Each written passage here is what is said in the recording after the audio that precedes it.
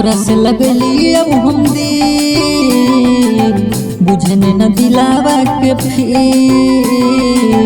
तोरा से लगली अब हम दिल बुझने न दिलावा के फिर 2 दिन के अब हम हियौ मेहमान कहे से कहीं हमर जान करतो ने माफ भगवान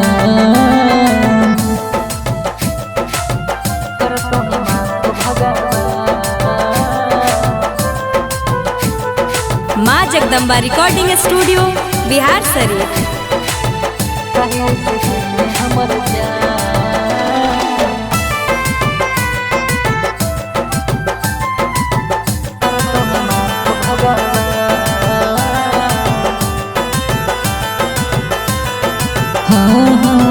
दिलावा से खेल के हो तोरा बतिया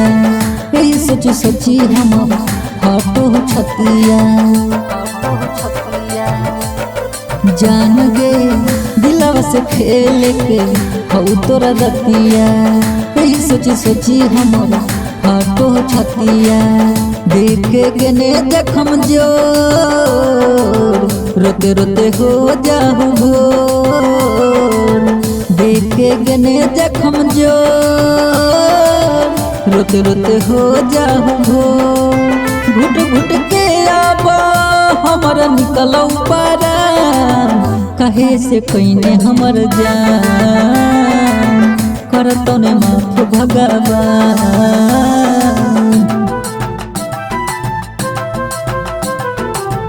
करतो ने माफ भगवान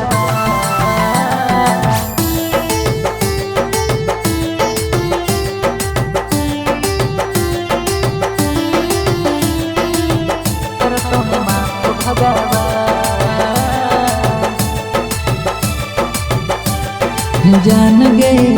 उठो हो दराद नहीं हो बर्दाश्त गे ठठरी पजर तो हमर एक दिन लास गे जानू उठो हो दराद नहीं हो बर्दाश्त गे ठठरी पजर तो हमर एक दिन लास गे देखे मरल मुँह हमार करहियो बड़ी तोरा प्यार देखे मरल मुँह हमार करहियो बड़ी तोरा प्यार कहे नंदन के मर देने तू बार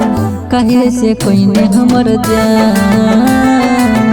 करतो ने माफ भगवान।